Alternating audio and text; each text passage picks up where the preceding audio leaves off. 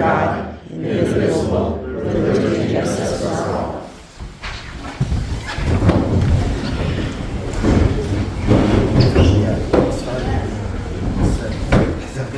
We'll see how well my voice can carry. If you can hear me from the back, I won't turn the mic on. Is that okay? We can hear you. Okay.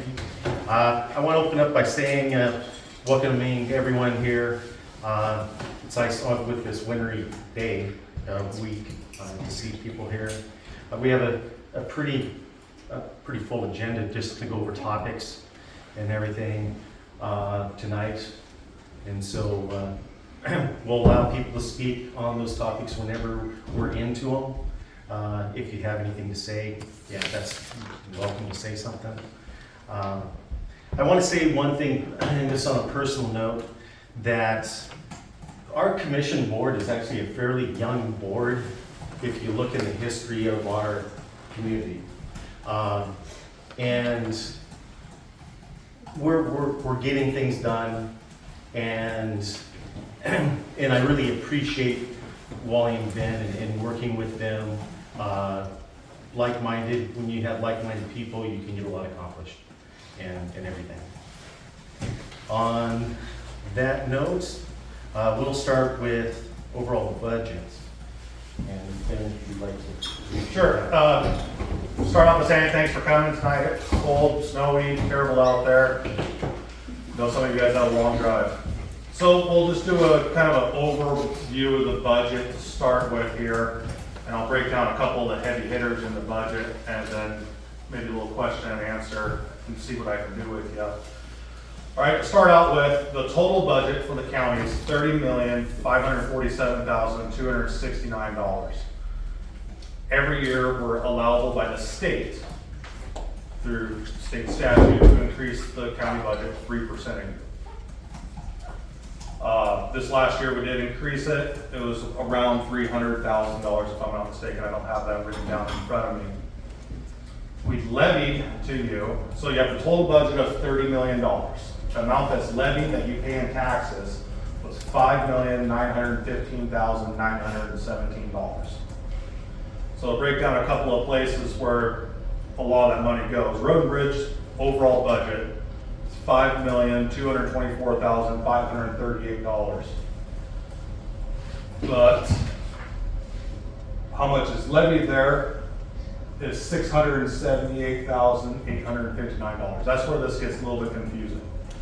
So you have a lot of anticipated income that comes in for different projects through state grants or federal highways projects that you don't know if you're necessarily going to get the money or not, but you have to budget that number. That's why this $30 million is an actually inflated number of unknown expenditures and anticipated income. But you were taxed overall $678,000 for road and bridge. Solid waste is a fee-based, it's not a tax. You see that on your assessment. That's $1,306,608. The sheriff's budget is $2,976,069. Well, if we go over to this sheet and see how much is in the justice fund, there's a lot of things that go into justice fund other than just sheriff. You got the courts, fees, and everything else that's there as well. It's $2,386,000. So there's also some outside money beyond tax dollars in this county that come into it. Salaries are a big heavy hitter, just for an understanding of it. For easy numbers, every salary is different based on obviously your wage scale. But in the clerk's office, there's 6 people, assessors 8, treasurer 3, elections there's 7, and then partially shared with the clerk. Courthouse maintenance there's 2 employees, extension there's 3, road and bridge 22, probation 4, justice fund clerks also under the clerk's office, and sheriff is 5, sheriff's office solely under him 36, prosecuting attorney 4, solid waste 12, restoring 35. So if you figure that at nearly $100,000 a piece between salaries and benefits, it adds up pretty quick. So to justify some of the moves as the tax increase this year, we added a planning and zoning position, which is currently unfilled, but we do have it posted. 3 road and bridge employees and 1 in the jail.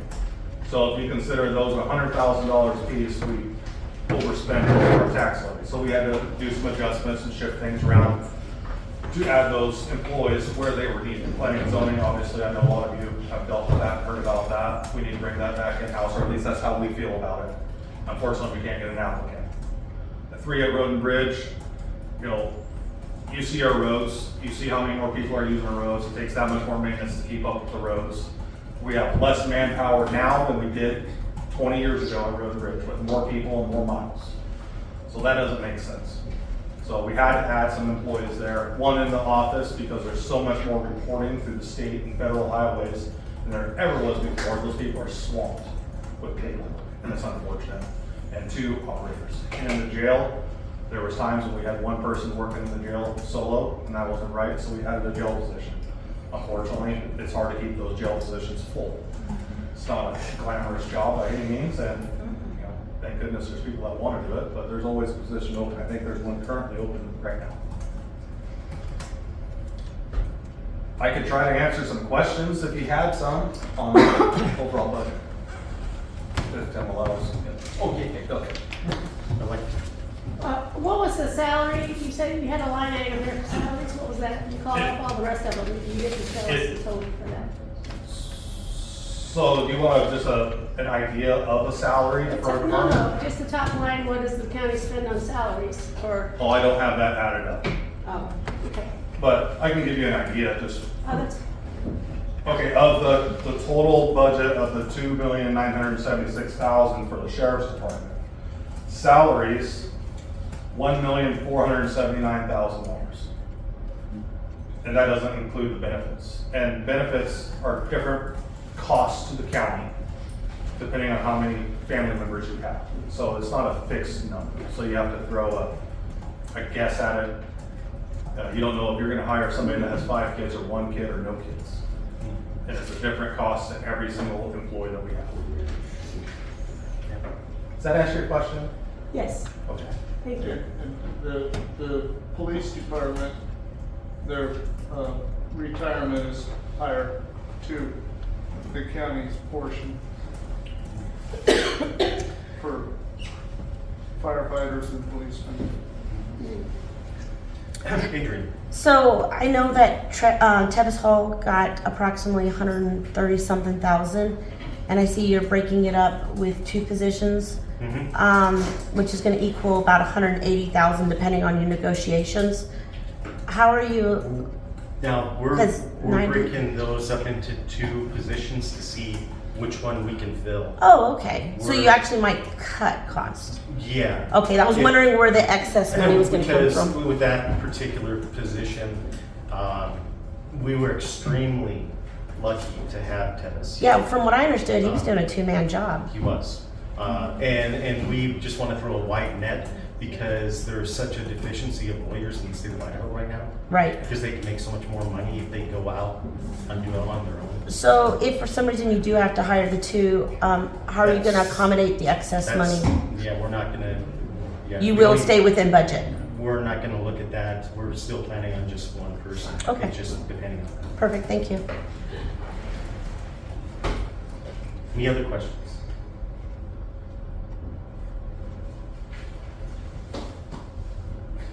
Well, let's move on. The next one, misconceptions. The fact that we govern over other elected officials. We do not. We collaborate with them and work with them, but we cannot dictate to them. Also, that we're in charge of everything. We're definitely not in charge of taxing districts, municipalities, water associations, and all the cities. We collaborate with the cities and try to help them out also. So, the other is that we have unlimited resources. That is very, very far from the truth. We, we love grants when we can get them, and that's where we try and we go after, is that.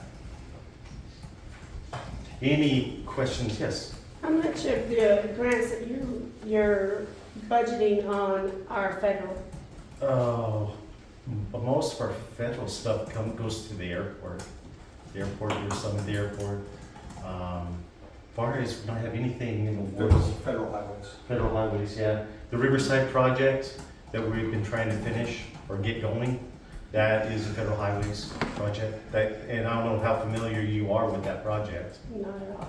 That is going from town out to the refuge. It's lowering the road and widening the road. So it can accommodate bicycles driving out there and make it a safer road in general. So, and that's federal highways. So, What was the first one you said that was federal? aviation, Oh. yeah, the airport. I have to add something to that. Go for it. No, just, So why we have to, work with the state and federal highways and all the LTAC and everything else. So as an example, to chip seal your road, it's 24 this last year, and it fluctuates, likely to go up. Things don't go down in price very often. It's $24,000 a mile to chip seal road. When you try to do, we were hoping to do, what was it, 18 miles this year? That adds up really fast. So that's where that extra money comes in to try to improve our roads or maintain our roads. Chip sealing is maintaining general our roads. And in an ideal world, I think it's a 7-year rotation between chip sealing projects on your road. Now, we have failed on that in the past and currently. Yes, to be real, we had some breakdowns, but $24,000 a mile doesn't take long to eat up a budget. Yeah, excuse me, on that $24,000 a mile, is that just for the oil? Are you including the labor and, because you guys chip your own gravel and stuff? So is that the chip gravel, the labor, or is that just? When it was quoted to me, my understanding from road and bridge superintendents, that was material cost. Sure, okay. If they don't have to repair the road before they start, which most roads need work before we chip seal. That's what they spent last summer, doing a lot on Brown Creek, getting it ready for chip seal. and they still have, yeah, a wide way to finish. That's on for this coming summer, and everything. So we're trying to get caught up, but we'll go over that on road and bridge. I'll just give an example of why we need those grants. Another misconception, Tim, if you don't mind. One that I heard about often, like our planning and zoning hearings, why we don't go out there and inspect the site prior to. It's actually against state statute for us to go out there and inspect the site prior to a hearing. And we are de facto judges in that situation, that we can't go look at evidence prior to the hearing. It honestly doesn't make sense to me, Mm-mm. but that's the law, and that's where we have to stay with that. Yes. So, and you mentioned earlier that there was, hold on, $30,547,269 anticipated money, is that right? And then, but only $5,915,000 are levied. Yes. So where, I know you said grants and stuff, but can you specify, generally specify what portion, how much of that money is expected to come from where? Oh, mine. Is that too deep a question? Well, like road and bridge will get a lot of their money from fuel taxes, Yeah. from back to the state. So from the state? Yes, Okay. so it's fuel taxes for them. Hilt. Yeah, and then, we have PILT money, for the federal forest. We have that. And the SRS money for road and bridge. Yep, SRS money. The SRS means Safe and Rural Schools, and PILT is payment in lieu of taxes for the National Forest. I went back to BC to basically last fall to to talk to different congressional people back east. Back east, they don't understand what PILT is about and what they don't have national forest like we have. So it's good to go back there and advocate for that money and everything. Because a lot of them come out and play, but they don't have that kind of federal land and everything. Yeah, 82 cents an acre, it's a laugh. It's a laughing stock. I mean, it's Yeah. ridiculous. It is. We also have some money, very little ARPA money left. We have some LATCF money that we have. LA what? LATCF, no? Local Assistance Tribal.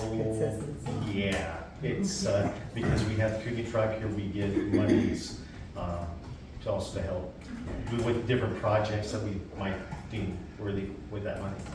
So, yeah. That's a really in-depth question for the makeup. Yeah, it comes from all, different avenues. But like Ben said, you have to have it in your budget if you anticipate it and everything. So, yeah. Road and Bridge.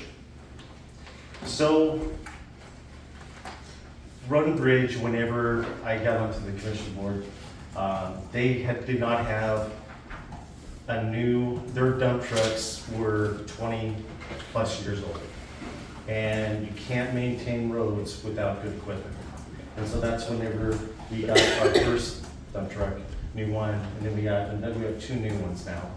And trying to basically put emphasis on our roads and the people and being efficient with our roads and getting them plowed, chip sealed. We end up buying 2 belly dumps because belly dumps can haul a lot more rock to remote locations. We don't have a pit up north, so a belly dump makes sense. And like Ben said, we did add some employees and to basically help get these projects, because before, if they're gonna chip seal a road, they would have to empty the office out, because the clerical staff, they would be out there being the flaggers. So everyone could be in the truck on a piece of equipment to chip seal. That's not efficient in some respects. We need people in the office taking phone calls and everything. Is there any questions? In regards to Road and Bridge, when I talk to community members, there's a lot of complaints on Road and Bridge. I feel like we might be kicking the can, down the road. I'm starting to wonder if it's time to look at Road and Bridge becoming their own taxing district. And I know that taxing can be a controversial conversation, but at the same time, our roads are heaving, they're potholing. Some roads are not being maintained as well during the winter. Thanks to my son, I have cosmetic damage all over my car from going down Meadow Creek. I think there's to go to that. There's other issues involved with that. I think that we can, if we approach Road and Bridge a little bit differently, that we can accomplish that without going to a taxing district. But it is something we should probably have a conversation over. It's been approached. We have actually, it's called a highway district. It would go to a vote to the community whether they wanted to approve a new taxing district for a road bridge to be a new independent highway district.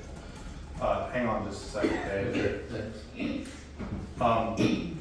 To kind of answer maybe some of the emphasis on putting money and manpower where it needs to be.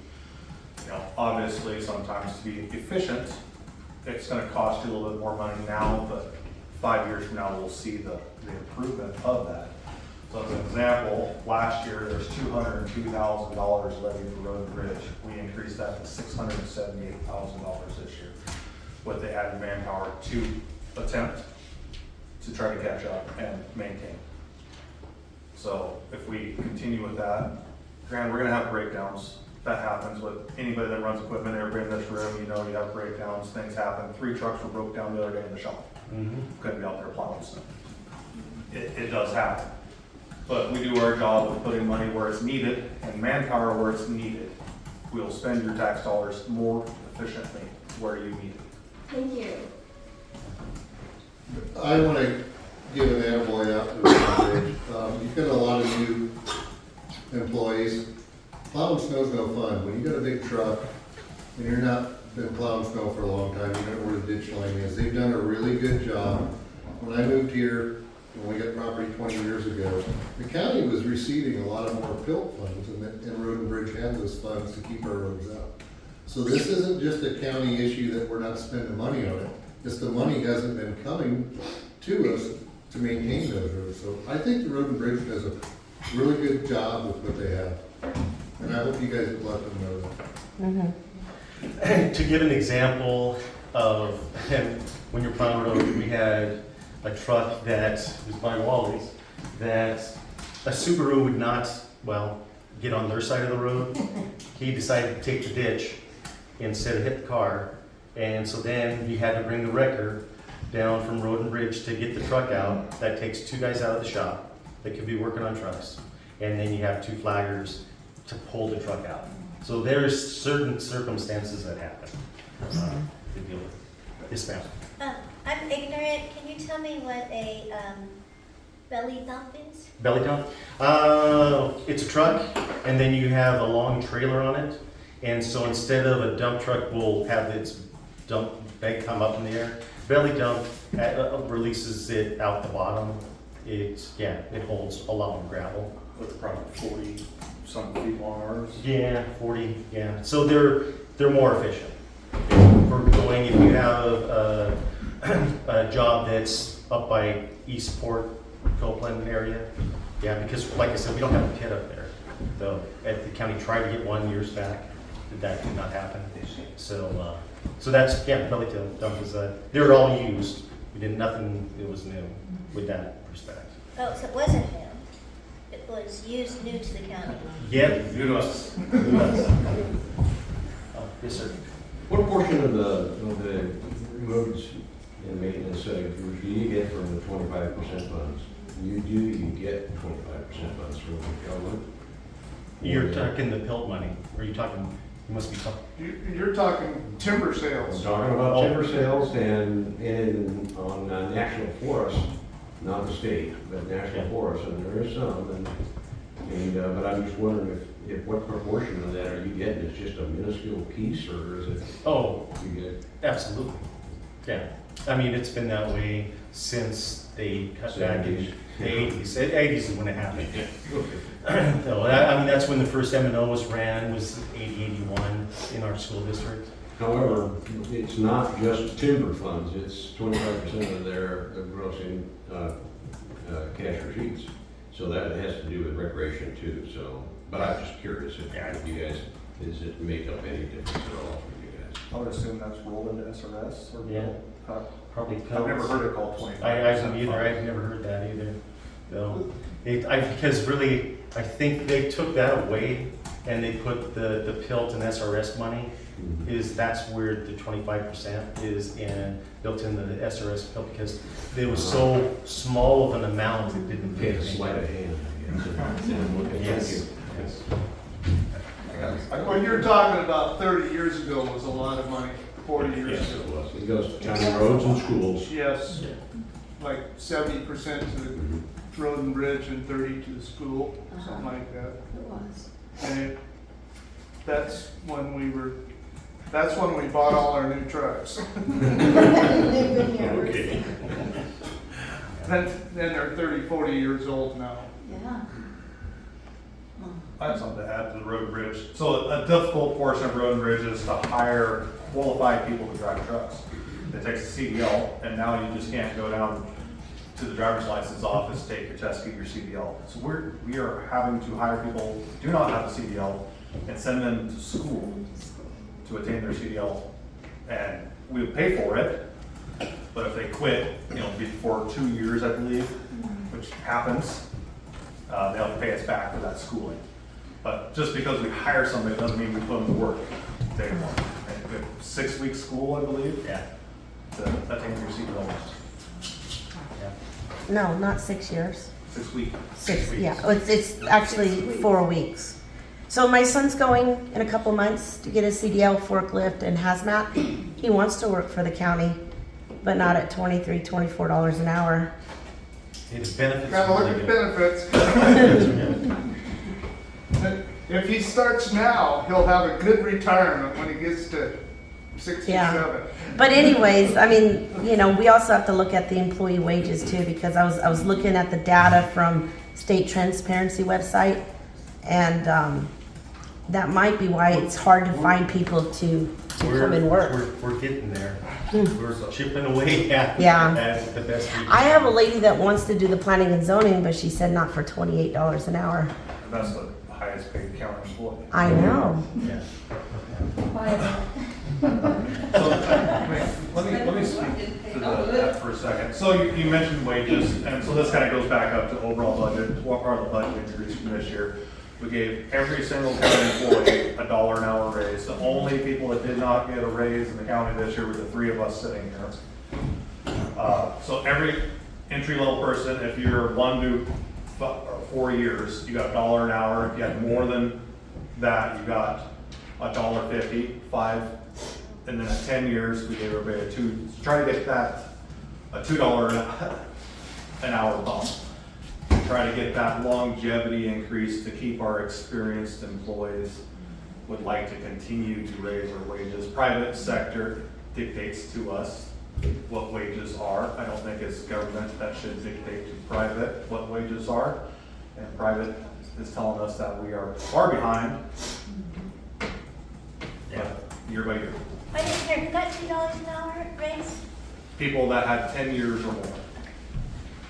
$1.50 for 5 years, 10 years, and $1 for every position under that. Yeah, as far as the wages go, that's been, well, yeah, a problem since COVID. So, we got- I'll say something on wages. I'm a county employee, and I appreciate the wage increase. But the benefits for the county, because of the per seat insurance, really adds to the value of that job. You go work at Super One, you go work at Sturgeon Station, you're not gonna get the per seat, you're not gonna get the health insurance. So the county does pay fairly well when you look at the benefits. They do a really good job with what they have. Unfortunately, benefits don't pay your mortgage. But You can't eat them. You cannot eat benefits. But anyway. Any other questions about Road and Bridge? We can move on. I'll say one thing about road and bridge. When the dump truck ran off the road, the truck's gotta go back to the shop and be inspected before it can go back up. So you end up losing half a day to all day. And you tie up 3 or 4 employees. Yeah. Mm-hmm. So, our landfill solid waste. As y'all know, at some point in time, the landfill will be closed. We're trying to extend the life of our landfill, because by extending the life of the landfill, that keeps taxes down. If we have to ship out and have a tipping bed and ship out our household waste, it'll increase a lot as far as your solid waste fees. So we are looking at getting an air curtain burner for the wood waste. Yay. We're in the permitting process right now. Before we would grind it and send it off for hog fuel, and that was just a no-win situation, especially with the price of diesel, and we have to ship it down to St. Mary's to get rid of it. So we were basically putting $100,000 to that every year and falling behind on the wood waste. So we're looking at that.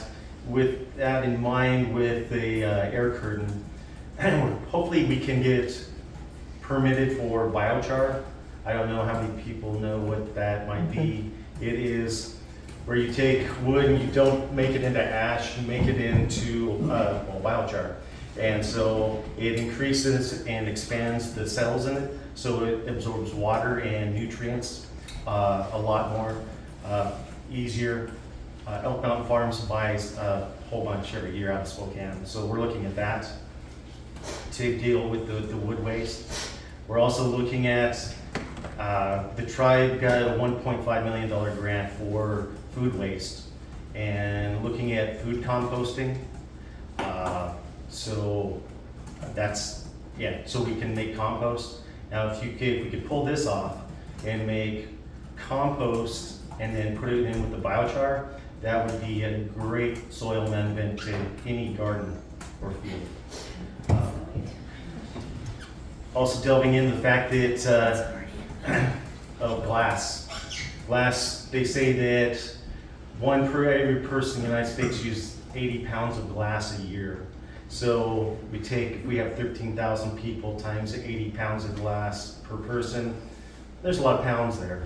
If we can do something with that, which is basically turn it back into sand and repurpose it, we're looking into that also. And everything. So, you guys want to add it? Sure. All right. Richard, mind if I call on you for a second? Go How for many, it. how many tons a day are we allowed at the landfill? 20. How many tons a day do we average? Anywhere from 23 to almost up to 50 during the summer.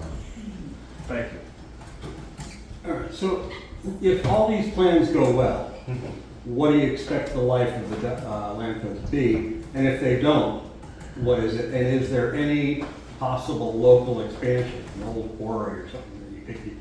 No local expansion. I can't see that.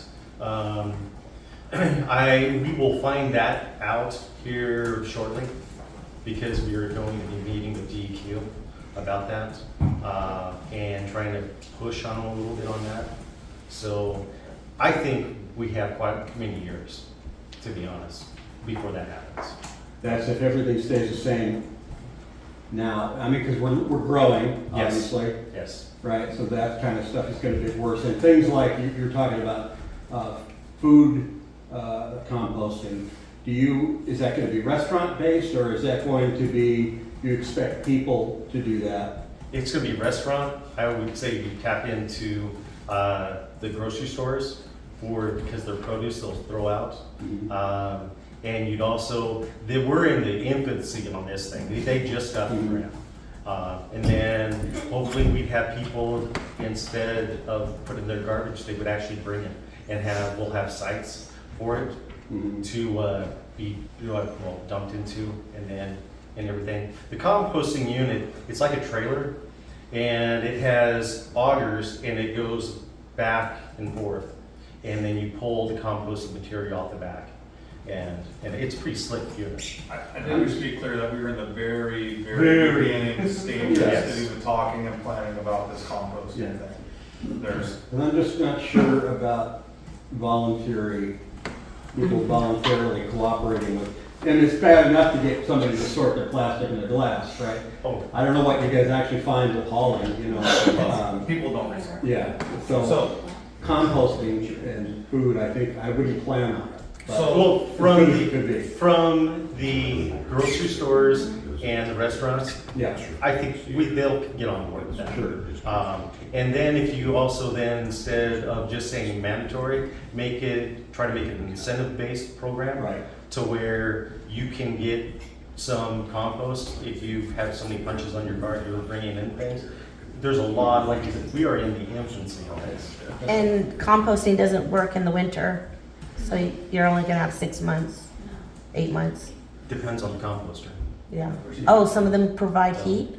Um, Oh, cool. Yeah, but yeah, depends on the composter. You could always stockpile it, and then when it thaws out, start putting it in. Yeah. But like I said, yeah, we might have to suspend it when that time comes. I want to just add to her question in that. We can, with the new unit, compost all winter long, with Okay. the way it is set up. 2, food waste can account for as much as 56% of solid waste. so just so everybody knows, this is Richard, he's our landfill superintendent.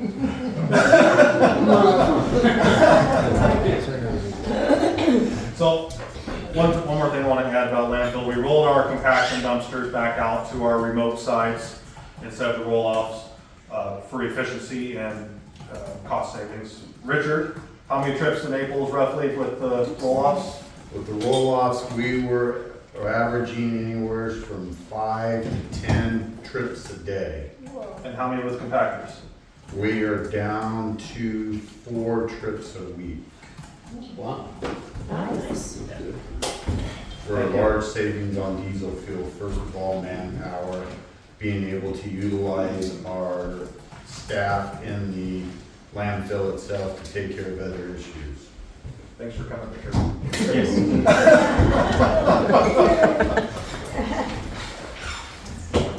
Any other questions on landfill? Any questions? I have one. Yes. On the biochar, Mhm. is it, in the future, is it possible to offset costs by selling that? Oh, yeah, absolutely. Yeah, So these are Yeah. all things that yeah, you're looking at. right. Yeah. But I think you mentioned what you're gonna be spending on the air curtain burner. You said you used to spend 100,000, but you didn't say what you're spending. We're gonna be spending $186,000 on the air curtain. We have the $100,000 from the last 2 years that we would have been grinding to put towards that. Of course. Because it's like putting good money to bed if we keep doing the same thing. That's why we're looking at it. So, and the reason why we know about this, at KVRI, we had a Forest Service lady that showed up. Forest Service are using these around campgrounds, and they have a little char boss, they call it. They told me I'm gonna pick up. And they put, instead of having slash piles, they were making biochar. And so she gave a presentation there. And if you want to see a really neat TV show on it, Mike Rowe on Dirty Jobs has one about biochar down in Colorado. And he's making that, and he gets really dirty. So, John, I have a question. oh, sorry. One question and comment for you. I live down in the Naples area, and I remember when there was more recycling being done before they stopped taking it wherever they'd been taken. People did do quite a bit of recycling. It wasn't an overwhelming percentage of the total amount of material brought in, but it was substantial. Mhm. So if it does become cost effective to do that in the future, you might at least offer it where you can. You know, for instance, like every time I throw away a glass bottle, I keep thinking, man, you know, everywhere else I've ever lived, that stuff gets recycled. In addition to the cardboard and quite a bit of the plastics, not all of it. So, and that stuff can sit, so it doesn't need to be, you know, taken to a site as often as the other waste. You know, it could sit in a bin, and when that bin gets filled, it can get hauled. So there's not as much time pressure on it, of course. But I know there's a lot of folks who do want to recycle, so if you can, you know, please keep that available. Yeah, absolutely. Well, we do recycle at the landfill. Cardboard, plastic, tin cans, metal. The glass is the only thing, and that's and they used to take and crush it up and put it down for road base, and then put the 3/4 minus over the top. And that went away for some reason, and so that's, yeah. There's Well, we no do this- facility that does it anymore Yeah. in this area. It might have That's been, why glass cannot be done. it might be the fact that DEQ sort of, hammered down on that. And that's why I'm trying to have conversations with them, and they're warming up to the fact of repurposing it. So if a person can find a place for sand and go that route, and maybe crush it back into sand. Sure. So, You use a lot of sand in the wintertime, don't you? two. Yeah. We have to, how much sand has to go over the garbage every day, Richard? We have to put 6 inches of dirt every single day over our compacted material. When we leave a cell after 30 days, it has to have an additional foot on top of that. Final cap has to have an additional 2 feet on top of that. Thank you. Yes, we need sand. Are there good reasons for that, or just regulation? That is required by DEQ. So it's a That is a regulation, more regulation, than yes. anything really. Yes, it actually comes from the Idaho statute. Well, let's move on to parks and recreation. Parks. So I don't know how many people are familiar with the ballpark road and the park over there, and the walking path that 90 Trails put in, which is really nice. There's 5 acres there that has been in limbo, people trying to do things with it, and we have acquired that to expand that park. So we're not gonna have 7 homes down there. That's what one person tried to, get it for anyway. And I'm excited to see that going into a park.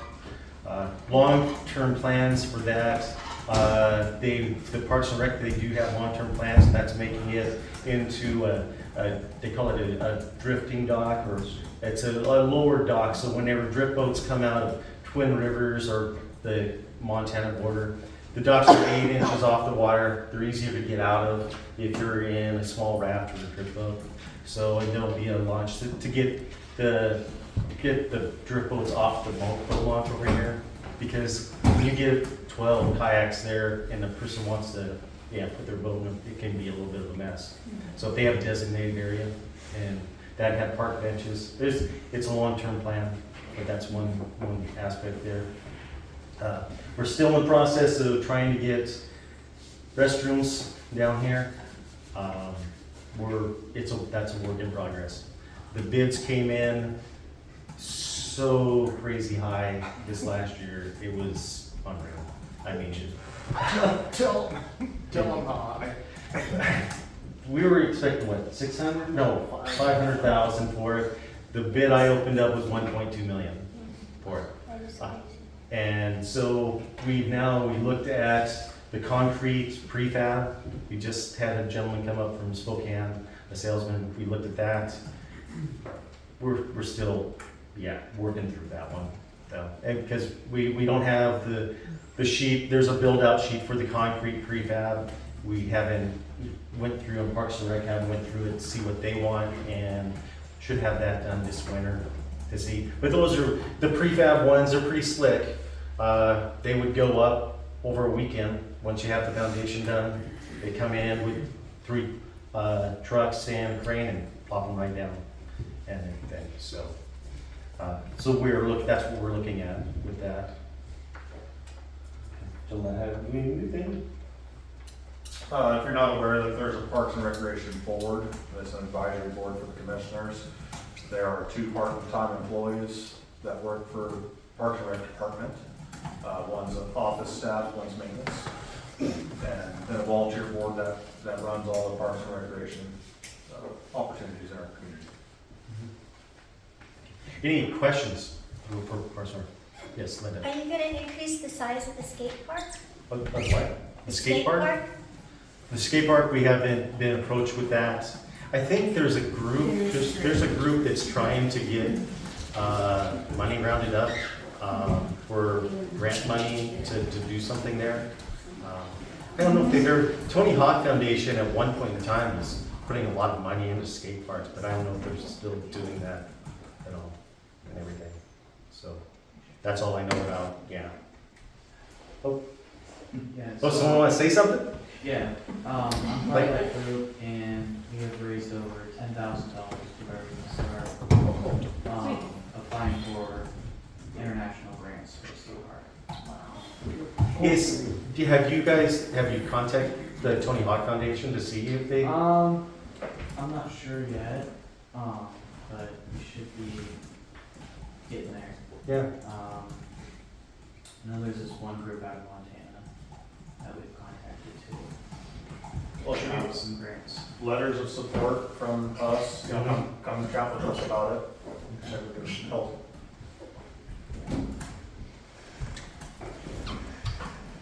And this is a little bit of that's not much of a story, but when I was on the school board, we were approached to have a skate park put in front of the middle school. And I actually thought that was a pretty neat idea for the fact that it's out in the open. We don't have to mow the grass.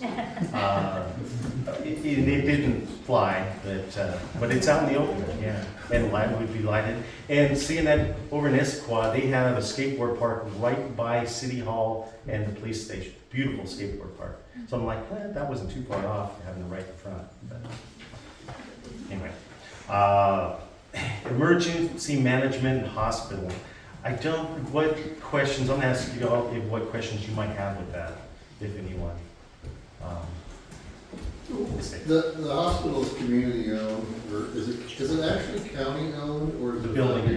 building's county owned, The buildings county owned. and we pay for the insurance. That was my question, was how much does the hospital cost the actual county? Do you have an idea? Yeah, I have the exact number here. Well, no, I mean, We budget $370,000 to the hospital. Levy $340,000. I can pull up the full budget if you wanted to see it. We do have a emergency manager, Andrew O'Neill, that's part-time for the county, and everything, and he deals with, emergency situations and whatnot, so. I got one question here. Yes, sir. Talking about the hospital, where it's located is in and around quite a few residential areas. And you have a helicopter that comes in over power lines, a lot closer distance than the sign says keep away for 500 feet, and right next to buildings and just over houses. And I realize that those helicopters, the ones that they're using now, got some pretty good power to them as far as vertical takeoff and lift. But settling with power is one of the most dangerous positions for those people to be in, and that's exactly how they come in there. They come in fairly high over the power lines, and they drop down the best they can. It's a very poor location, and it's a disaster waiting to happen, in my opinion. And it's just curious. I mean, we've carried it on a long time, and now sometimes there are in excess of 6 to 8 trips a day into there in the summertime. Really? Oh yeah, I live right near there. I figured. So, 2 o'clock in the morning, they're rattling your house. And neighbors that had corn got them blown down, and things that they grow in their gardens. And there's a lot of little things that happen. Then I looked at it for my entire career. I worked in and around helicopters for high altitude stuff, and I looked at that and I said, we'd never be able to do anything like that. And I know the coordination comes from the state aeronautical division. Usually, normally, FAA has certain things about it. But we have an airport within a mile of the hill. And every other little community that I've lived in for remote areas, they just take it to the airport because it's already approved. I know that there are trips that they will take them up to the airport if they deem it not safe down here, that they do go to the airport. I know, that's as much I know about it. It's crazy sometimes in the summertime or even in the warmer months. Not so much now. Of course, this is dense air. It's safer landing in dense air than it is in the summertime, but still, it's a concern of mine, and I've watched my neighbors just sit there and shake their heads. They're a lot closer than I am, but it's something to keep in like mind. I said, in my opinion, it's very unsafe. I mean, can they come in over the river and shorten? the Oh, they distance come in, or do they just depends come on the in? wind, basically on Yeah. that. But you're sitting at the base of a hill and joining it. So they'll come in sometimes from the north and settle out. And there's big power lines right there, and then go over the power lines and just drop in there. And then if they got a strong southwest wind, they can get out okay. But there's trees and everything. It's amazing. Cars, people driving by within 200 feet, less than 200 feet. Less than. And to get through there. So it's been a concern of mine, and I've talked to some of the neighbors about it, but nobody seems to know if it's the state aeronautical division doing that, coordinating with the county or the hospital, or is it this? I would say, I would say the state probably is the one that's giving it the blessing to do it, keep doing it. But I honestly, I don't know. Yeah. Okay, well, my basic question was, is the hospital doing anything to correct that, or are they, because it's getting worse. I'll have to have a talk with the administrator over there. When does the hospital board meet? Last Friday of every month. There you go. Yeah. Okay, we'll move. Oh, we got Doug. How's the ambulance service funded? Partially by us. They are at a certain levy rate still, and they're capped at that and everything. We actually use some of the ARPA money to buy a new ambulance, so they wouldn't, trying to make it to where they didn't have to go and ask for any money. So that's where, Give them all you can. No, you can't. Nobody thinks about the ambulance until you call. You know, the thing, I mean, I agree with, yes, I want to see a good ambulance service, believe me, because I've seen it when things should have been better, and there's a casualty. So, with that in mind, but I also want to see them be efficient and be accountable on their books. So, that's, Is it- that's why I agree with you. My experience has been very good with it. Linda's been Can I ask a question of complete ignorance? I just want to learn something here, and I think it's probably a Parks and Rec question.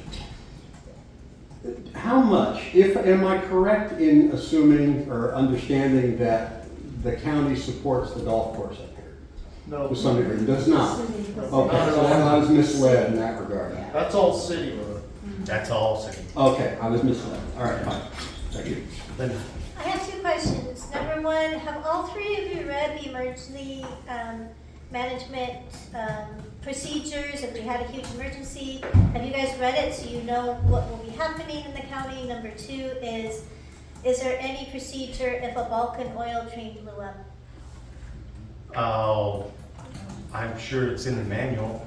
I don't have that off the top of my head, as far as what would happen. I would say the feds would probably swoop in and everything, and there'd be an evacuation and whatnot. Those procedures are put in there in the book. But have you read the book? No, I have not. Has anybody on the commissioners It read the has book? been, it actually hasn't been totally approved yet. It was in the process of being updated, though. I mean, this is, because like, remember how we had the train fall into the Moyne River, and we got off pretty good on that one. BNSF has an emergency management team for District 1 of Idaho and Eastern Washington that comes and takes command. Okay. That's part of the fire district training for that. I also have not read the book, I'll be honest with you. Last year, I think Wally and I went down to Sandpoint to an emergency management days class with all the emergency managers. And honestly, the involvement of commissioners in an emergency situation such as the situation that you brought, we're not equipped to deal with that. That's not what we do. So the sheriff and the emergency managers, they take charge of that. We are the funding that comes later. That's our real job with that. I can say the city of Bonner Fire Department and at least the taxing districts of Paradise Valley and South Boundary, they do have procedures for treating derailments. And Burlington, Northern, and UP has worked really close with them on what to do in case of an emergency. So speaking of the oil trains, I'm 17 years working for BNSF. Quite honestly, let the railroad deal with it first, keep all emergency people away. The railroad's very well equipped to deal with the majority of the issues. When there was a train in the river and the people had to go out there and get them out, a little different situation. But as far as spills and derailments, there's a lot of things that are here, between here, Whitefish and Sandpoint for cleanup and work on that stuff.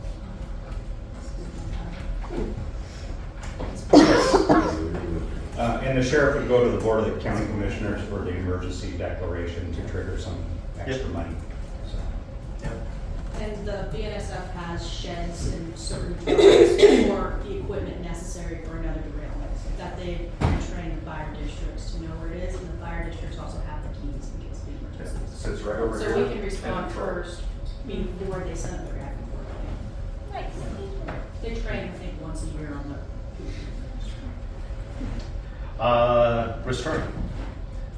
We have used some more money to redo floors in the Restorium, to put in heating and cooling splits, a new walk-in tub and shower that was not working, and various updates to it that needed to be done, and everything. So COVID for the Restorium was very tough. It severed a lot of the ties to the community with groups to go in and help out, and from hair care to just the exercise programs, just various things. That's, we are keeping it going. So, we have a new administrator that's going to be coming on board here momentarily. Today? I knew it was soon. I'm really excited about that. She worked down in Sandpoint and everything, so, yeah. And how many Restoriums are funded by counties in the state of Idaho? One, we are unique. And what is our goal long-term? Long-term, to get it self-sufficient. So, How much does it cost per month right now? depends on the care, if it's memory care or non-memory care. We did raise it 10%. But on the average, the taxpayers are funding approximately half of that Restorium? No. What would you say the percentage is? I'd have to get those hard numbers to you. But it's close it's- to 40-50%? No, not even close. Okay, No, not even close. okay. So, okay. Overall budget for the restaurant is $1,690,875. And how much are the residents paying? Hang on. As far as, I don't have that number. There's two different rates for, if you're on the long haul, which is non-memory care, if you are grandfathered in, so your rate is 46-ish, 4,600. The new rate is gonna be around 5, and then the memory care is 6 and more than that. So, there's different rates going on there, so. And you have approximately 35 residents? 30 residents. Pre-COVID, we were in 38.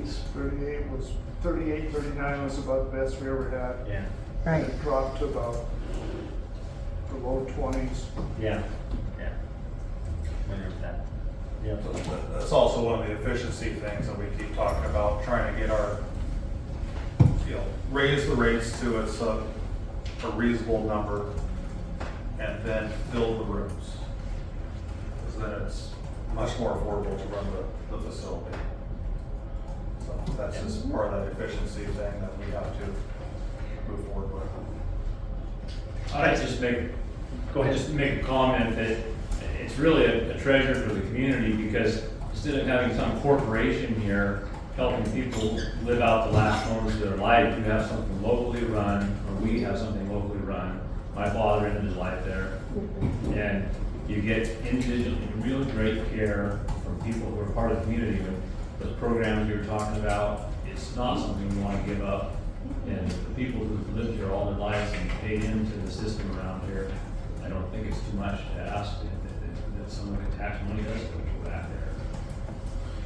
What is the percentage of community residents moving in versus out of the area residents?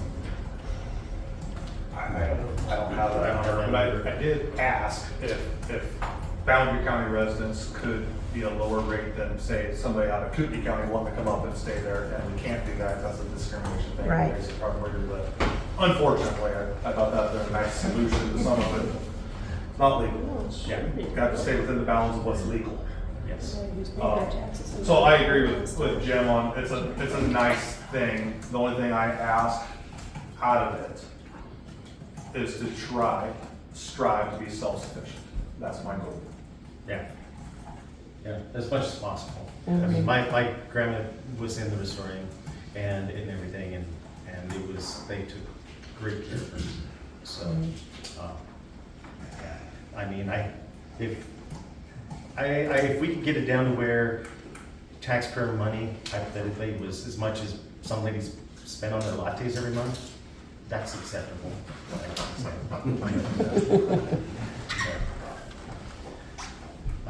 Probation, under Idaho code, we have to have probation. The county commissioners, they are our employees, but they work primarily with the sheriff, with the courts, the clerks, and the attorneys. And that's, yeah, where we're at with that. So, We knew of it, new administrator there. what? New administrator. Yeah, we have a new administrator there, that's, doing a great job, so. Sheriff's budget and jail plans, and the timeline. The budget, the sheriff sets his own budget, and we look it over and you didn't say anything, you want to come on in anytime you want.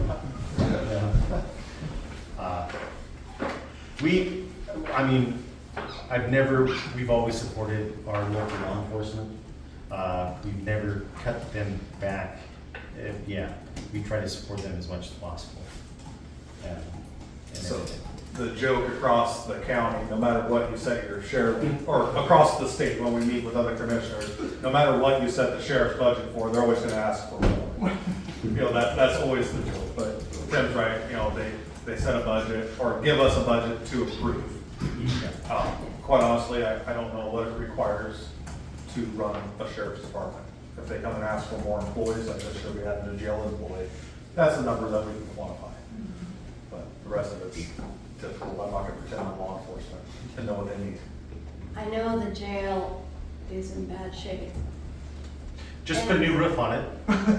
Thank goodness. You know how hard it was to find someone to put a roof on that thing? I heard it was terrible. It was just, and then they back out and then, yeah, it But was. they're hurting so bad. Somehow, I know that Dave Kramer's talked about this. Having a fund and keep putting into it, not letting anything go out because it's gonna cost a lot of money. Oh, yes. It's $9 million to remodel and 11 million to build a new one. Estimates. Estimates. Add I several know, million. that's today. I know Yes. it is.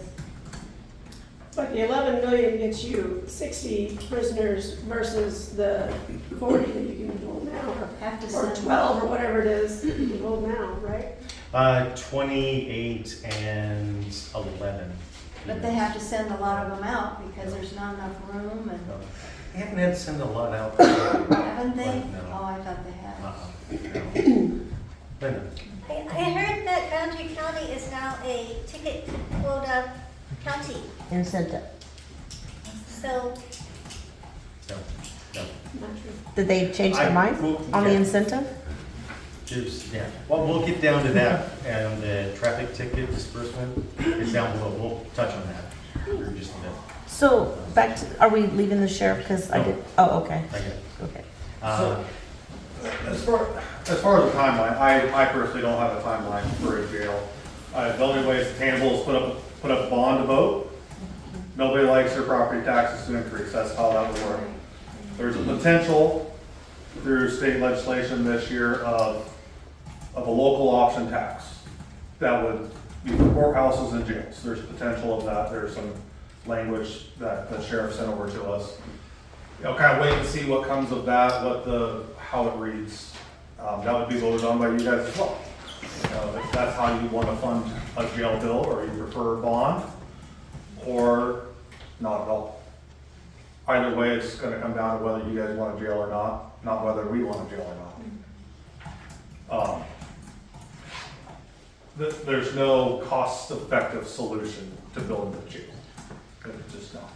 But, That wouldn't be the whole amount though, right? I think he's working on some grants as well, isn't he?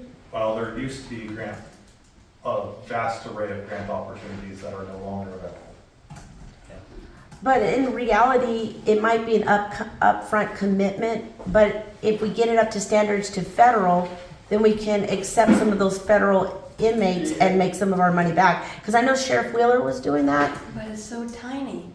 They can, no, Well, yeah, Sheriff Wheeler makes good money. I think it's like $100 a day per That little, inmate. yeah, I mean, But it's at a one time that pot of money was sort CEO of licenses. drying up a little bit. Oh, is it? Whereas that's what we heard, I mean, I heard that, the fact that you only, I mean, yeah, you have those beds there, it's not a guarantee you're gonna get those prisoners, Mhm. and everything, but yes, that is an option, that you can make money on that.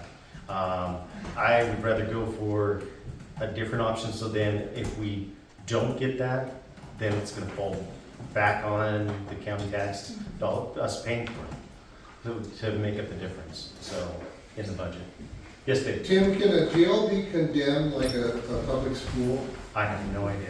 I would say they can make it where they can't, well, yeah, We should be past our inspection. we passed our inspection, so, I don't know what the process for that would look like. We should have left the roof off, I guess, so that people could have it. It would have had to. Yeah. But I agree with that. As far as a timeline, a hard timeline, we don't have that. I wish we had. But unfortunately, they're letting people out of jail early, obviously lower crimes, Right.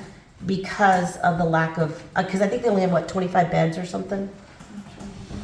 Yeah, 25, 28 right now. yeah, right. Yeah. And trying to have men and women, it's very difficult. Right, that's, yeah, they have to move people around if they get too many men or too many women. And the female inmate population has been going up. Yeah, Yeah, it has. that is for sure. We can move on to election integrity unless there's other, talk about the jail or any other questions. No. Yeah, my name's Dave Engel, and I've lived here about 10 years. I'd like to start off with a couple of qualifiers here. My statements are from my own observations and research, not Alex Jones or Pillow Guy. Among other quandaries, many county clerks in Idaho, either wittingly or unwittingly, issued absentee ballots to every registered voter in their county. My dad from another state got 3 ballots. This is an infraction of Election Code 10027, which requires a personally signed application of election code. And Election Code 34-1011 requiring a county clerk to keep a record of signed applications. 34-1206 endows the County Board of Commissioners to be the Board of Canvassers, and the county clerk to be the secretary for that purpose.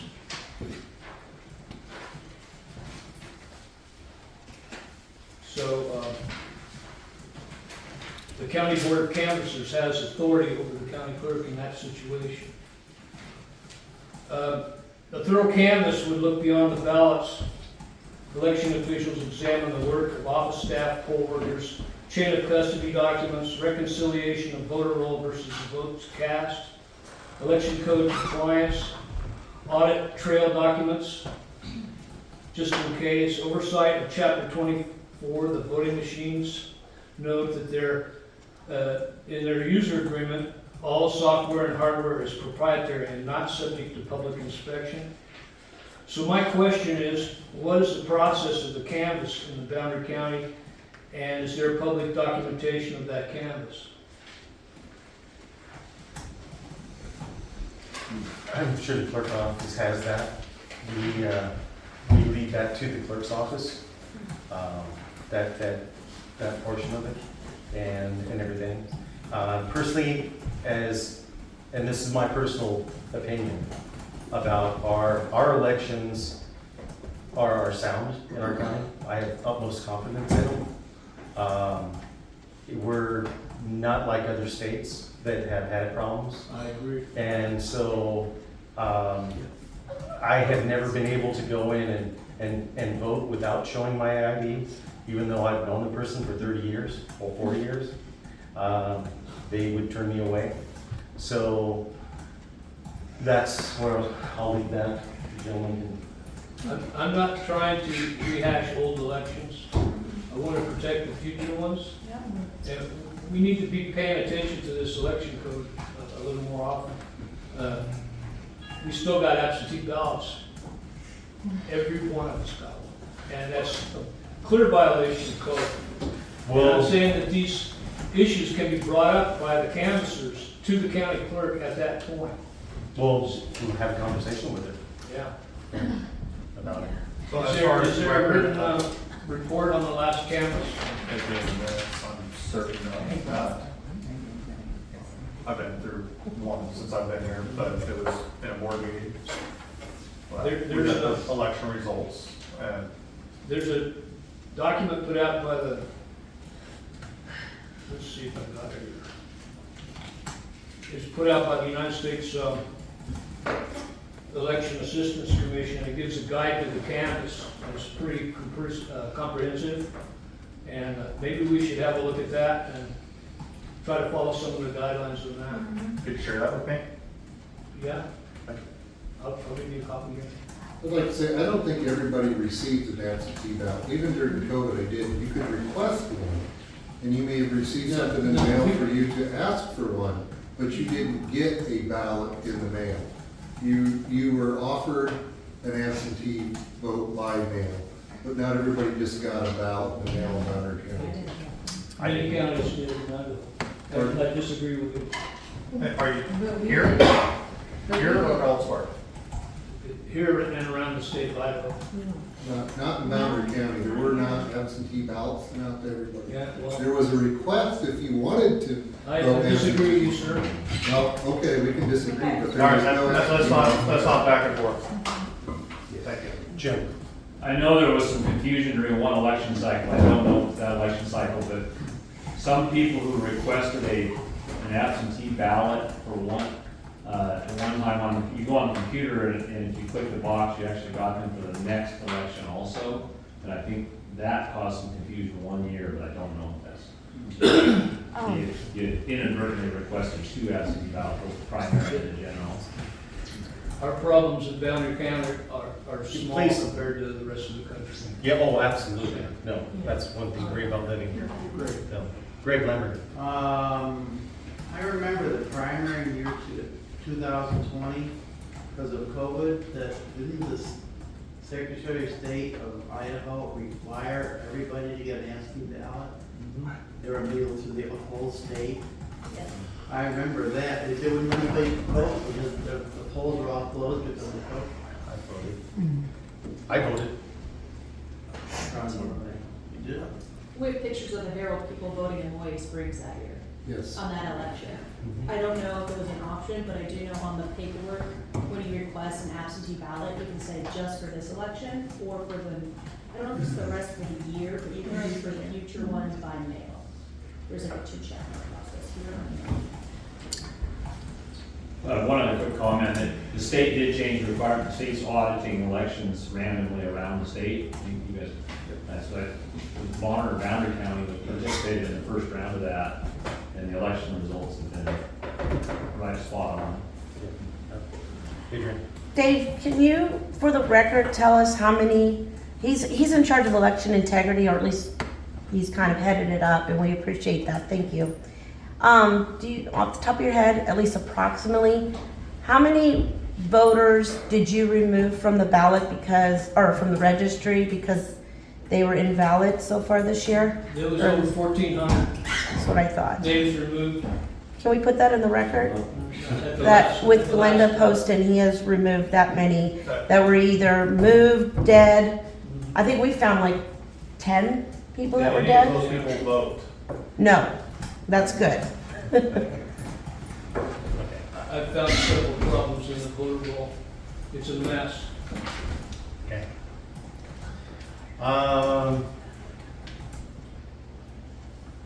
The cameras, we will, talk about that with our IT guy, about that one. Yeah. So a little backstory on that. So it was a request that we put a camera on the absentee ballot box at the courthouse, and we have a camera that's available there to do that. It was a request to do that, and that's. And then we're gonna try to live stream it, right? We'll see We're what that is. gonna talk to IT about how that can be accomplished. Thank you. Yeah. There's a logic and accuracy test of the voting machines coming up. It's undetermined the exact date of it yet. but I intend to be there on that. Okay. Traffic tickets disbursement. I have some sheets up here if anyone is interested in this, how traffic tickets from the city and county, how they are dispersed, the monies. The sheriff's department in the county up here, we get $5 a ticket. The city, that's a different story. So they're up here if anyone wants to take these at the end of the meeting, more than welcome to. I'll just go over briefly. A ticket in the States, you're looking at 22.5% goes to public schools, 45% goes to state highway, 8.6% goes to the general fund for the state, and 1.4% peace officers fund, and I can't get this other sheet. And 22.5% goes to the district court. So, the county, yeah, gives it divvied out the same, basically. The city, like I said, 90% of your ticket, if you get ticketed in the city, goes to the city.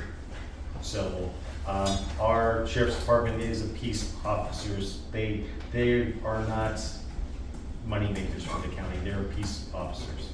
So It was one of the surprises for me to learn coming into this office of no, revenue coming back from tickets. So, the idea of the county being a revenue gathering machine with tickets is simply not true.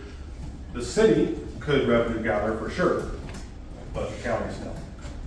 yeah. So did Kramer say that he's going to remove the incentive program of the top cop? I don't know.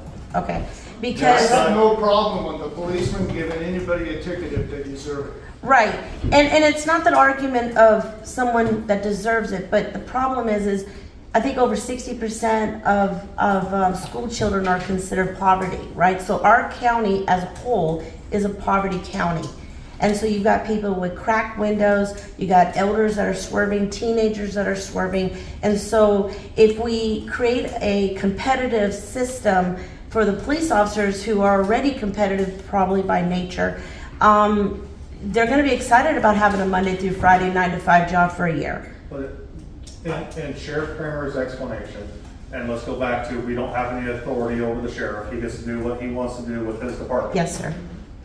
So let's be clear about that we don't have a say in how, if he has an incentive program or not.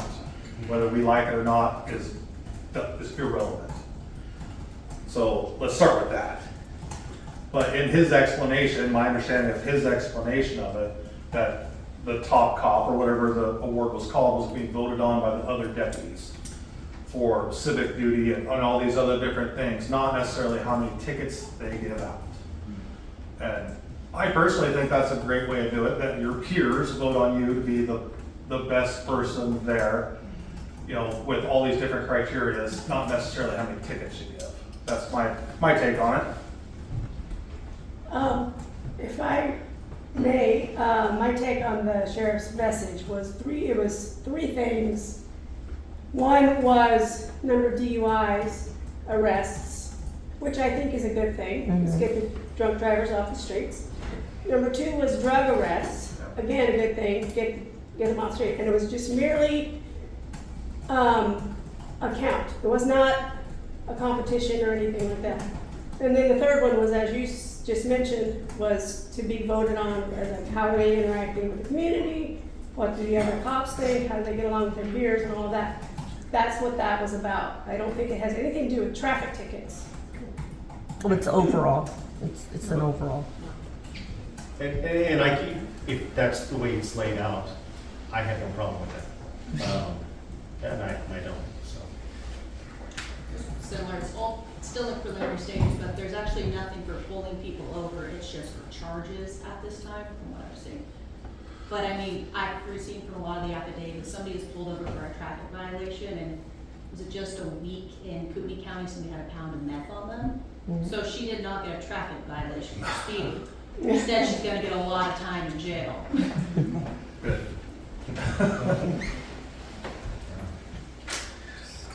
Planning and zoning and the plans for growth. Our planning and zoning, like I said, we have a position there that has not been filled. Trying to bring that back so we could be, have more time for people to go in there and meet with them and talk about what they can and cannot do with their property. We can't dictate to people at this point in time as far as what they can and cannot do with their property if it's allowed by our ordinances. So, so we have to go by our ordinances. As far as the planning and zoning and as far as plans for growth, like I said before, we need growth where we have more resources around. That are closer to town. They have to still, if they want water, you're not required to, you can move somewhere and just pack water in the county. We are not required to have a well or have any water there. So, gentlemen, anyone have any questions you want to ask this? So there seems to be somehow, and I don't know where that lies in, a strategy, a long-term strategy, because we are growing, okay? And we're talking about having to catch up to where we were with certain things. There's going to be more and more. We've got a tractor supply coming in. That's going to bring a lot of people from Ponderay. We go to Ponderay for a lot of stuff. That alone, that one thing, will bring people up here rather than going down to Coeur d'Alene, right, from Ponderay area to come up to the tractor supply. You're talking, I know the Sturgeon area there, they've got a lot more land. I'm sure there's plans there. Is that all, do you have any idea? Is that all going to be retail kind of stuff? That we don't dictate over I there. don't dictate, but are you aware? Oh, yeah. So do you know what they have planned there? No, I have no idea. Because We couldn't dictate to them if we. yeah, I see a lot of traffic driven here in retail and service. Not much in terms of manufacturing, if there's plenty of area out there, if you could maybe entice manufacturing jobs, where there's solid, steady work with benefits and there's a path to grow. That's the kind of stuff I think I would rather see than more Dollar Generals, more stores to shop at and the like. And then given all those things and then housing that's coming in and the taxes on sanitation, the dump, all that other stuff. There seems to be somebody ought to have a plan, a giant plan, not to expand, but to do it wisely and control it. Because I don't want to be, and now, I'm guilty, right? I haven't been here that long. I came from a big city. People left though when I got here, right? I bought somebody's existing place. So, but more and more people come in here, and this is no longer a small town, it's a small community. One, geographic location that we are at, if you really want to look at it, is the fact that we have Highway 95 going through a main bloodstream going up to Canada. We also have two railroads, one out of Canada and one here. So if a person didn't want to, you're looking for that quiet town, you probably should look at Troy, Thompson Falls, where you don't have that sort of stuff going on. And that, I'm just being honest here about it. So, okay. So I think you're talking a little bit about some like impact fees and different things for like a large business or a subdivision that comes in to improve the infrastructure. And there is a provision in state code to allow that, but it's very restrictive and there's not enough there to actually do the job, unfortunately. So across, from my conversations with other commissioners from across the state, most places that have tried it are giving up on it because it doesn't work. That's an unfortunate situation in that regard. We are looking at impact studies for roads for different places now.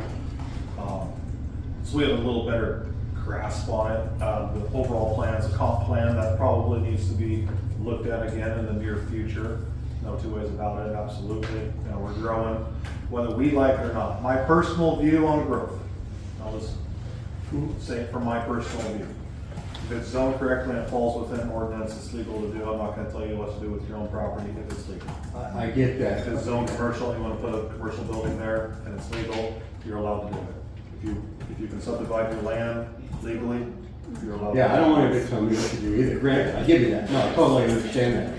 It's just, you need to, I think there needs to be, like you said, the landfills and the like that. There's gotta be some forward-looking, As far as you're talking as opposed to reacting.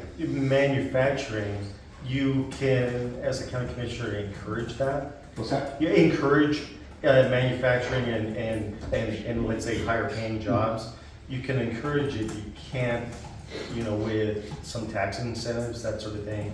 But as far as to bring them here, Mhm. that's, I mean, that's the tough one. And as far as retail, yeah, if it's zoned for that and everything, I don't know if we could be put in a lawsuit by denying something like that. It's very possible. If a company really wants to come in and they're like, it's zoned for this and this, we're gonna sue the county because we should be able to put this business here. That's another aspect to look at. They're trying to keep us out in that sort of thing. Yes. All right, so I've been following planning and zoning for about 2 years. Talked to Ben when he was running and talked to the commissioners all the way back to beginning of 2022. So this is a very passionate thing for me. I just want to let you know that I think you guys have done well. One of my complaints was bring back planning and zoning. You're obviously working towards that goal. I said that our lack of ordinances, obviously being respectful of private property laws and rights and so forth. I think you guys did really well with Jaeger trying to adjust those a little bit. And the impact, or the fee schedules. I thought that was really good because a lot of these corporations are going to come in and try to take advantage of a small town who's trying to, be, a good neighbor to community members who want to grow their business. But then you get these big corporations and they come in and they take advantage and they don't put in their sidewalks, water retention, fire suppression, etc. Right? With that being said, but thank you. You guys have done wonderful. But with that being said, one of the top, I would say 4 or 5 complaints that I get is the zoning violations. Smith Lake, I've had random homeowners call me and complain. I explained to them that I only deal with transparency and accountability. I can't deal with civilian end. But I do want to relay to you that a lot of people feel that you guys are doing conditional use permits under zoning or ordinances that are not appropriate. And those people bought land in that zone to have that kind of zoning. So for example, up in Smith Lake, they don't want to see the smaller subdivisions and so forth. And then let's say someone has That wasn't a conditional use permit. That was- nothing of the sort. well, you guys are, okay, maybe I'm using the wrong terminology, but you guys are approving through hearings. If you're talking the last Zone. hearing we had, if you're talking the last one up there on Legacy Lane, if you're talking that one, that was totally within our ordinance. Right. And those were 10 acres.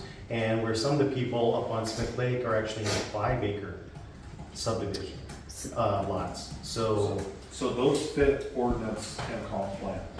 So But Tractor Supply didn't. correct, that's the only, to my recollection, last year. And there's some people outside using, of- there's some people using their properties outside the zoning, Sure, absolutely. and there's no, there's right no now- code Right now, we are working on redoing mhm, our, of so course. it get more teeth in our ordinance. Yeah, And we're in the process of that. okay, well, I We just, have many yeah, we have many violations out there right now. mhm, And Tess Vogel even said, people are coming in and doing exactly what you're saying. They are finding the loopholes and we're cleaning those up. right. So, So I just want to talk about that for a second. This is where I'm planning and zoning. So I'm of the mindset, and a lot of you probably already know this, it's your property, do what you want with it, as long as it doesn't negatively impact your neighbor. You know, your private property rights stop at your property line. That's my view on private property. Now granted, that's maybe a little bit of a oversimplification of how it's gotta work. In a perfect world, everybody be a good neighbor. It wouldn't interfere with their neighbors, but that's not the world we live in. So I am personally torn on some of these things. Let's just use the word junkyard as an example. One person's treasure is the next person's junk. Now, we might have some commercial junkyards happening in our community that shouldn't be there. They should be on commercial property. That's a pretty black and white one to me. But the person that has their 5 classic vehicles sitting out back, their neighbor might say that's a junkyard. And they say that's treasure. So where do we draw a line and write an ordinance to prevent those type of things? Very difficult. This is a position that you never make everybody happy, and you can't even try. Let's be real about it. If you try to make everybody happy, you make nobody happy. Right. I think that what I was trying to get at is you're right. I'm very much about, nobody's gonna come on my property and tell me what to do with my land, you know? But I also went all the way up to Meadow Creek, where we are zoned at large acreage and no one really messes with each other, right? But you look at the Tractor Supply situation, and that property should not have happened like that. Now we've got a gentleman with a cracked foundation. Let's not go there. No, it's fine. No, I understand let's for not go there. legalities. Yeah. And so what I'm saying is that if we're not careful and we don't have civil engineers coming in and at least giving us, you know, a few hours or a few weeks worth of consultation to understand how to build the city, if we don't tighten up our ordinances, which you guys are doing a wonderful job on, we're gonna end up having ourselves in a little bit of a trouble.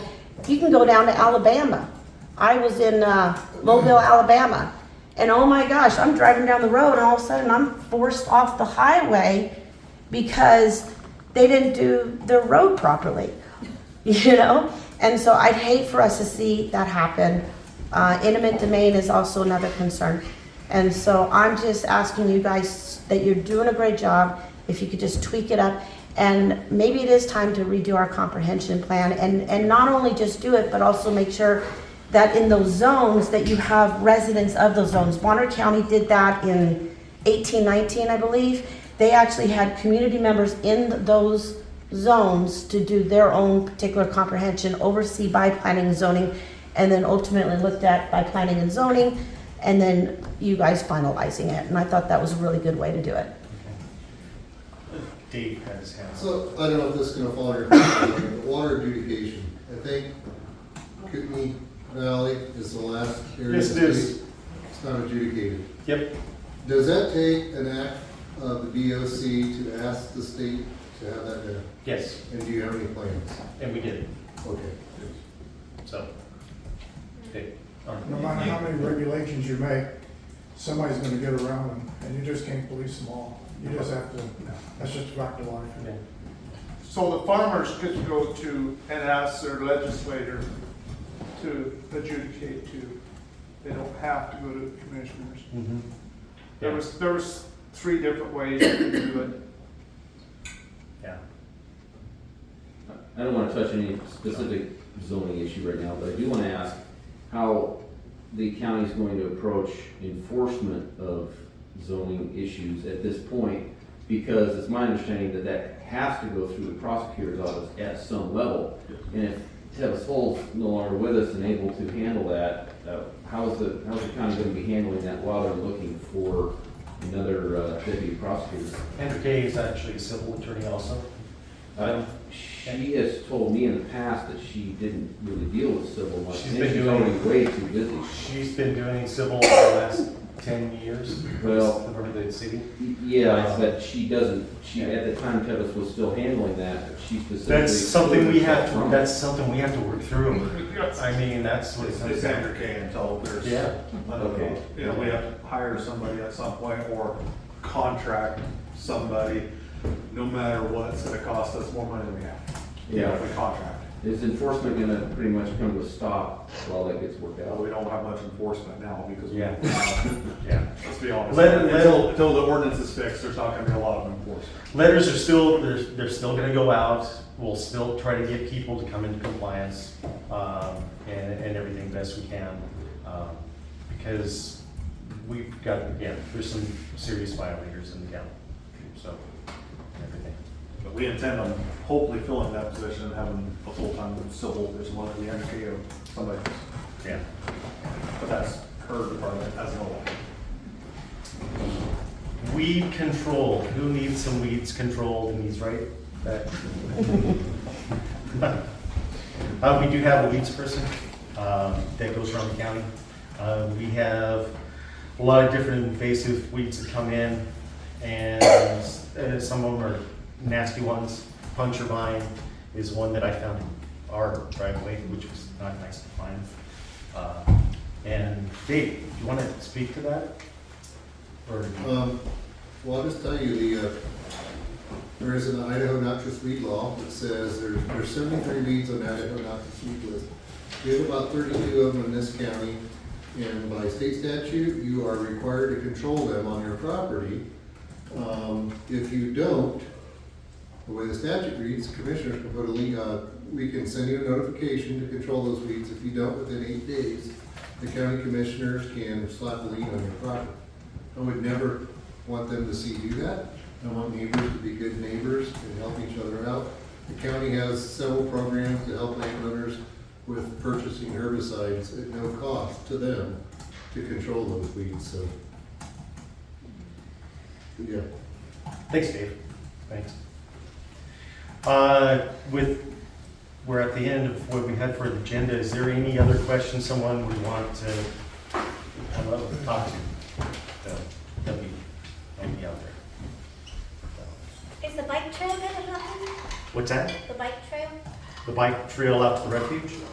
Where bike I trail? thought there was gonna go a bike trail from ballpark and then going toward the refuge. I thought No, that's it's gonna be on the riverside right out here. Riverside, yeah. That's the riverside that goes from the city, county line. We'll go all the way along the dike out to the refuge. And we're working through it. It's a process to work through the landowners and everything. Phase 1 goes to the Deep Creek Bridge. Yeah.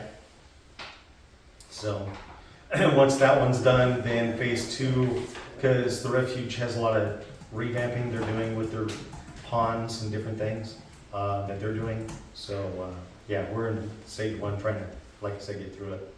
So, Did you mention earlier they're gonna lower the dike in order to widen the road? yep. Yeah, 4 feet. 4 feet? Yeah. I want to thank you guys for doing this.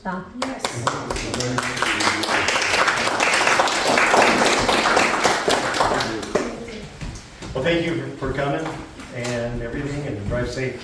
Is there any other questions? Oh, I asked you if there was any other questions. Is there any other questions before we do that? Raise your hand up. So this would be under the budget category. Do you guys have any fire money lines? If so, would those funds be used for recreational facilities? Can you say that one more time? Do you guys still have coronavirus relief funds?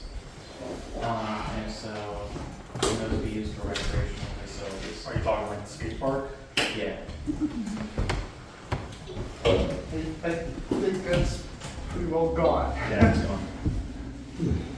It's been allocated. Okay. It's been allocated. Yeah. Bring out Come. energy a little bit more. Schedule a meeting with us and we can talk about grants and helping you out with that or. Yeah, schedule a meeting Full for house. grants and helping out with the match, that sort of thing. It's a lot easier to get grants if you have some matching money. So, yeah. Thank you. Thank you. Thanks, everyone.